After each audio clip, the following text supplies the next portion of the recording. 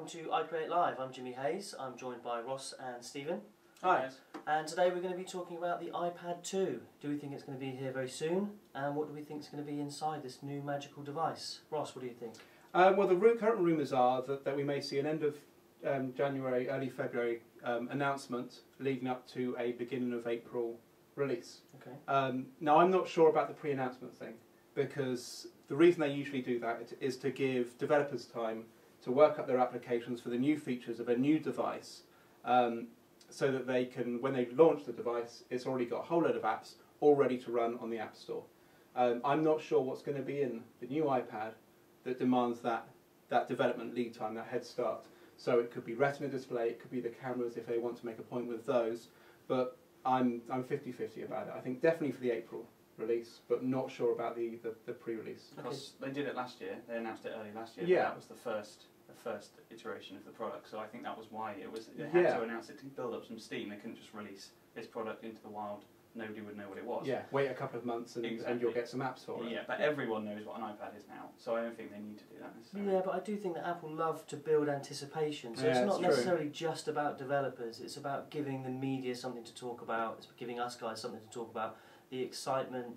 Apple love crowds as well, you know, they like to give people time to go and plan the queue. So I think those elements are definitely there. If we want to break down specifically the elements that we just mentioned there, Retina display, I think Apple are going to have to go with some kind of improvement on the display. The disparity between iPhone and iPad is pretty big now. It's quite jarring when you're used to reading, when you're looking at the iPhone for any length of time, especially type, and then you go to the iPad.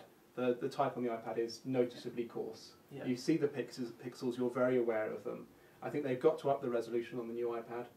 Whether it's going to be to a Retina level, I'm not sure, because the iPhone is running at 380 dpi around there. Yeah, it's close. To run that into a screen the size of the iPad would just wipe out any battery, I think, and processing power. You know, to run that resolution display takes quite a machine. Yeah. So there's an argument they may make where they can say at the moment that a Retina display on an iPhone requires you holding it that far away from your face. At that distance, the pixels are no longer discernible. On the iPad, you're holding it much further away, so a lower resolution screen would still be classed as Retina because you wouldn't be able to see the pixels. Yeah, the only problem there, of course, is the battery life. Yeah. But with the new, I mean, it's been kicking around at CES over the last couple of weeks. The new design, apparently new design, smuggled images out that they've got these stalls have made up mock-ups of the new iPad. It looks thinner overall, but it's square-backed, which means that there is probably going to be more space in there. It's more blade-like on the edge, but then a sharper bevel to a flat back that you can put flat on the table, which suggests there might be more space for maybe a bigger battery. But that's more weight, and I think that's what they're very keen to keep down in the iPad is the weight, and the battery is the heaviest thing. Absolutely, yeah. I mean, there are rumours that Apple are using their new liquid alloy technology to develop a new kind of battery that would last far longer than the ones they currently have. Apple do have fantastic battery options at the moment. Yeah. No doubt they will have to improve battery life on the iPad. No one's going to buy a new one if it lasts a less amount of time. Yeah. The iPad thrives on the fact that you don't need to charge it all the time. It's not plugged into the wall very often at all. Other things we should talk about are processors. Apple have the A4, which currently resides in the iPhone 4 and the iPad. Do we think there's going to be a big revision of processors? I don't think so. I don't know a massive amount about the chips that the A4 is based on, but I'm not sure there's a dual core version. I know there's been rumours back and forth there might be a dual core going into the iPad. I'm not sure I buy it. I don't think they need to make that jump yet. I think the RAM limits the speed and the power of the iPad more so than the processor does. It's got less RAM than the iPhone. That doesn't make sense. So I think the first thing they do is up the RAM in there this year and save processor bumps for further down the line. Yeah, I also don't see them getting rid of their A4 chip very soon. I mean, they've only just pushed it with the iPhone 4. It was the new chip designed specifically by Apple for the Apple product. If they're getting rid of it, it almost looks like they're stepping back from it and saying, we made a mistake there. I think they're going to stick with it and just increase the RAM. But also nothing's slowing it down at the moment, is it? It doesn't feel slow, no. You've got some great apps out there that are doing some great stuff. You know, Infinity Blade with its fantastic graphics. Multitasking has now come in, so you're using a lot more apps as well. The iPad's still not feeling sluggish. So, I mean, that in itself is a very good sign. Yeah. Design-wise, we touched on it earlier with the blade-like change. Do we think the videos that we've seen are accurate? Do we think that's the way Apple are going to go? There seems to be an awful lot of consensus. Everything that's leaking has got that bigger speaker grille, it's got the blade-like edge to it, the flatter back, the cameras at the back, the camera at the front for most ones I've seen. Yeah. There's a bit of contention about whether there's going to be a USB port on there. SD card slot, possibly. SD card slot would be nice. Yeah. So yeah, I think what we're seeing at the moment, I think is probably pretty accurate. Okay, and Stephen, cameras. Yes. Lots been said already about whether or not the iPad should have had a camera in the first revision, the first release.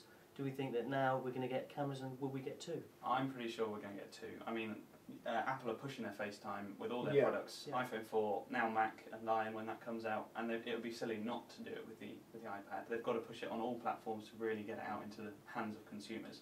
I think they're going to put a camera on the front, for front-facing for FaceTime, and then maybe a rear view camera for another. They can't not have one really. They're going to have to be so careful about how they market it though. Absolutely. And whether the rear one will be limited to just video. Yeah. And they'll push it more that you use it for augmented reality apps, like holding the iPad up, looking at the night sky, getting all the stars annotated live on screen.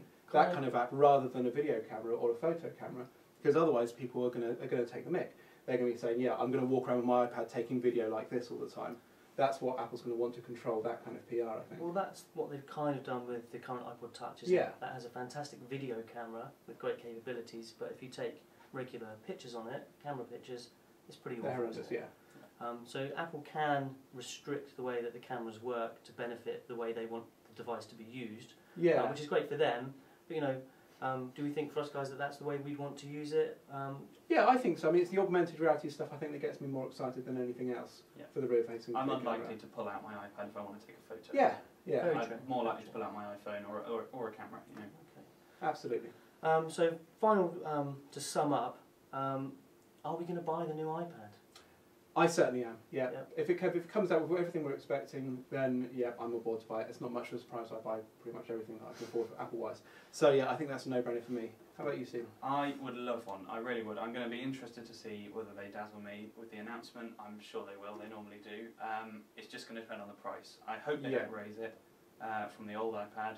Traditionally they don't. Traditionally they release it and say it's the same price as the old great iPad. Yeah, so fingers crossed that they don't do that. If not, then it'll certainly depend on what new features they bring. It looks like it's going to be quite a lot. So yeah, perhaps it will be. How about if they keep the old iPad knocking about and say, okay, here's a new iPad at the current price.